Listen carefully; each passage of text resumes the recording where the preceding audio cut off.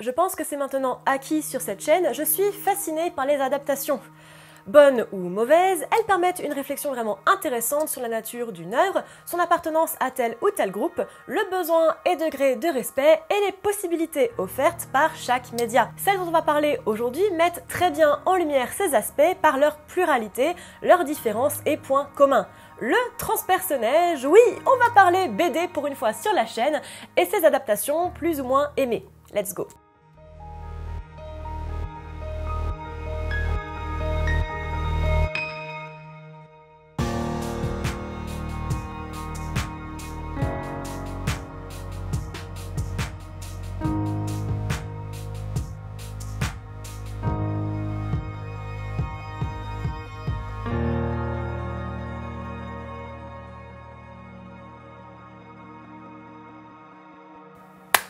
Bonjour à tous, je suis Noémie, bienvenue sur Horizon Universe. Et ouais les gars, on va parler non seulement BD, mais SFFR sur la chaîne. Wouh! C'est pour vous dire si 2024 est l'année du changement. Nous allons donc explorer une histoire déclinée en 3 versions différentes. Le transpersonnage créé par Jacques Loeb et dessiné par Jean-Marc Rochette en 1982, suivi par Benjamin Legrand après le décès de Rochette, publié sous forme d'album pour la première fois en 1984. La BD a ensuite été adaptée par Bong Joon-ho en 2013 sous le nom Snowpiercer avec Captain America dans le rôle titre et la série diffusée à la base sur TNT avec une saison 4 pour l'instant encore incertaine par Josh Friedman et Greg Manson sortie en 2020. Avant de voir en quoi les histoires diffèrent, comme d'habitude plongeons dans le synopsis sans trop aller dans le détail pour chacun des médias. Avant de détailler en quelques mots les synopsis des 3 œuvres, sachez que la base est à peu près la même. Un cataclysme dévastateur fait que la Terre est tellement froide qu'elle en devient inhabitable et les derniers survivants de l'humanité sont confinés dans un énorme train de 1001 voitures qui tourne éternellement autour de la Terre avec à l'avant les riches qui vivent dans l'oisiveté la plus totale et les pauvres au fond dans des conditions insalubres. Le roman graphique. Nous y suivons Prolof, le prolo, qui remonte le train à la suite d'événements traumatiques pour tenter une meilleure vie. J'ai dit que je serais concise. Le film. Curtis, interprété par Chris Evans, est le leader des prolos du fond du train et met en place une rébellion poussée par la faible allocation calorique, le froid et les enfants retirés de la garde par Mason, une espèce de mégère jouée par la fantastique Tilda Swinton, pour les faire travailler sur le moteur du train.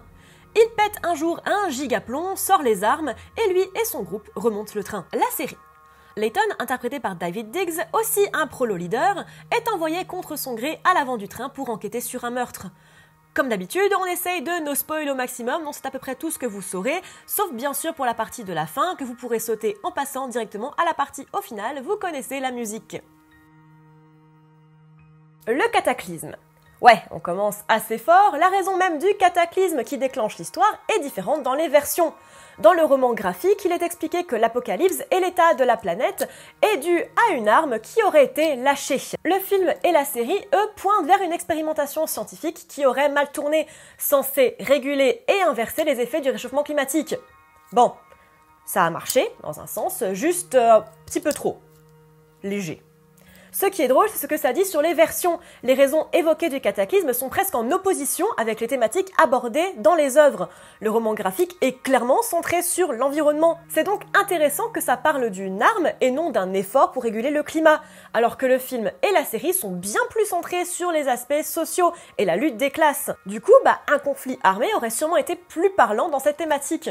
Je trouve l'échange, entre guillemets, assez rigolo. Ouais, on se marre beaucoup ici. Ouais. Les personnages. De la même manière, les personnages que l'on suit n'ont rien à voir entre eux, même si on suit dans les 3 cas une variation du prolo de fond de queue.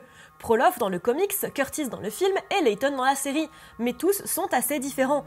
Aucun des personnages du comics n'apparaît dans le film, ni dans la série d'ailleurs. Prolof est un homme motivé uniquement par ses propres intérêts et sa relation amoureuse, alors que Curtis et Layton, à leur manière, sont des leaders de la rébellion. Curtis est un battant qui veut changer les choses pour la queue du train, et Layton, un ex-flic, est très respecté et catapulté contre son gré chez les richos lorsqu'un meurtre est commis. Dans les autres personnages, c'est aussi la foire question différence. Wilford, l'énigmatique dirigeant et créateur du transpersonnage, n'existe pas dans le roman graphique, et est absent de la saison 1 de la série, même si quasiment déifié, représenté par Melanie et Ruth, qui ont leur équivalent en Mason dans le film, même si pas exactement pareil non plus. En fait, c'est la série qui offre un panel de personnages le plus large, avec en plus du côté riche versus pauvre, des nuances intéressantes, notamment dans les personnages de Bess et Audrey. On y suit beaucoup plus de par sa nature de série, le quotidien du train et la pression sociale qui y règne, là où le film et le comics restent paradoxalement plus en surface, le huis clos beaucoup plus physique. Bref, on n'est pas du tout sur la même base, et donc fatalement, la discussion et l'évolution de l'histoire y est différente. La révolte! Les trois histoires montrent une variation de la rébellion de la queue du train, différentes même si elles viennent de la même base parce que tous nos protagonistes le sont. Prolof n'a pas d'intérêt particulier autre que le sien et celui d'Adeline, sa partenaire. Curtis, lui, est le leader de la rébellion, un stratège qui la motive car les richos récupèrent des enfants pour les faire travailler et laissent les autres dans des conditions absolument affreuses, mais qui sont encore pires dans la BD, la sensation d'étouffement y est décuplée. C'est d'ailleurs montré visuellement, Bong Joon-ho ne faisant apparaître les acteurs que du côté droit du cadre pour symboliser leur progression vers l'avant du train. Dans la série, Layton se sert de sa position privilégiée pour négocier un meilleur traitement et faire avancer la rébellion de la queue du train, tout en quand même tentant de résoudre le meurtre. On n'a pas cette avancée vers l'avant effrénée et ce côté plus action qu'offrent le film et la BD. Le commentaire social. Alors, on va pas se mentir, le commentaire social du « les riches à l'avant, les pauvres à l'arrière » est bien présent dans les trois œuvres, mais vous l'avez compris, c'est un peu le mot-clé de cette vidéo, avec des variations. Et là vous allez me dire, mais Noémie, c'est tout le principe de l'histoire, le délire des riches contre les pauvres, en quoi c'est différent? Et vous auriez pas tout à fait tort, ni tout à fait raison. Si c'est en effet le postulat de base de toute l'histoire, ça reste mine de rien assez subtil et beaucoup moins le centre du débat dans le roman graphique, qui se concentre beaucoup plus sur le désastre écologique que social, qui a en plus un personnage moralement assez gris, qui n'a pas d'intérêt pour la cause. Là où c'est central au personnage de Curtis dans le film, qui pour le coup représente de manière beaucoup plus brutale le commentaire social. Pour la série, pour le coup, c'est un peu discutable. Et c'est normal quand on parle de 3 saisons de 10 épisodes, faut bien que ça évolue. Mais au lieu du discours plus manichéen du film, on a le droit à des nuances très intéressantes, notamment via les personnages de Melanie, Ruth et Bess, ainsi que Audrey qui, certes, ne vivent pas dans la queue, mais sont tout autant exploités et sous l'oppression de Wilford et de l'oisiveté des riches. Alors, il y a du subtil et du moins subtil, comme cette connasse rousse là qui mérite pas d'être nommée, mais je trouve que c'est plutôt bien fait dans la saison 1. La fin! Spoiler alerte, hein, comme d'habitude, si vous ne voulez pas savoir ce qu'il se passe, vous pouvez sauter à ce timecode. Et je préviens, ici je mets fin avec des très gros guillemets parce qu'on ne va pas vraiment parler de la fin. Le film se finissant plus ou moins au roman graphique numéro 1, je m'arrêterai également à celui-ci, mais gardez en tête qu'il y a bien une suite avec, spoiler, un deuxième train qui apparaît d'ailleurs dans la série. Dans le roman graphique donc, Prolof détruit la deuxième voiture, tuant un nombre important de personnes, dont sa compagne, et combiné à la maladie déclarée plus tôt dans l'histoire, il se rend compte qu'il est le dernier homme vivant à bord. La fin du roman graphique laisse entendre que le train continuera de tourner bien après sa mort. C'est super déprimant dès le matin, c'est cool. Dans le film, après une altercation, le train déraille et les deux seuls survivants sont des enfants qui arrivent à sortir des décombres et aperçoivent au loin un ours blanc dans la montagne, laissant entendre qu'un futur est possible, que la planète se réchauffe et finissant le film sur une note d'espoir, dans un joli parallèle avec la figure des marcheurs gelés dans la neige qu'on aperçoit dans le film. Et puis bon, la série elle est pas encore finie, la saison 4 est produite, elle est faite, elle est finie, elle est prête, mais ne sera pas diffusée par TNT. On attend donc que Netflix annonce ou non son annulation. Et franchement, vu qu'elle est prête, ça serait méga dommage que ça ne se fasse pas. Pour mon 2 centimes, je pense qu'elle se finira de manière optimiste, probablement avec la mort de Wilford et l'unification des deux rames. Mais alors je pense que le chemin pour y arriver va être long, vu comme la saison 3 était lente. Mais bon, j'ai pas vraiment espoir.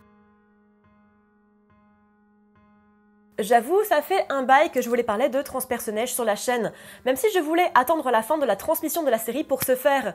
Même si, avec le film qui se finit plus ou moins au roman graphique numéro 1, et avec la série qui emprunte un tout autre chemin, passer la découverte de Icebreaker / Big Alice, au final ça ne change pas grand chose.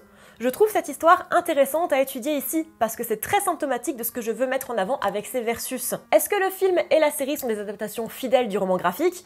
À la fois oui et à la fois fuck non.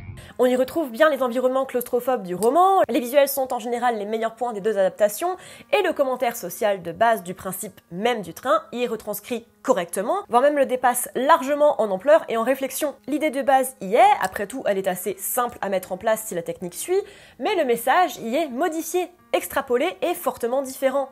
Honnêtement, ce sont plus des variations sur le thème du transpersonnage que des adaptations.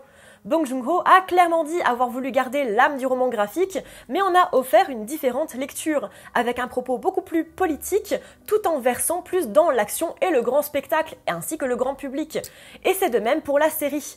L'intérêt est d'offrir un regard sur les sociétés et actions humaines possibles en cas de cataclysme. Et bien sûr, le commentaire tant attendu sur la lutte des classes. Attention, je ne dis pas que les adaptations sont parfaites. Le film a ses défauts et tombe un peu dans le manichéisme, même si bon, c'est le principe. Et j'ai plusieurs fois publiquement exprimé ma déception de la série passée la saison 1, notamment sur la saison 3, même si j'en apprécie les acteurs, l'effort fait sur la diversité des environnements et du casting d'ailleurs, et la prise de risque sur les plots et leur dénouement.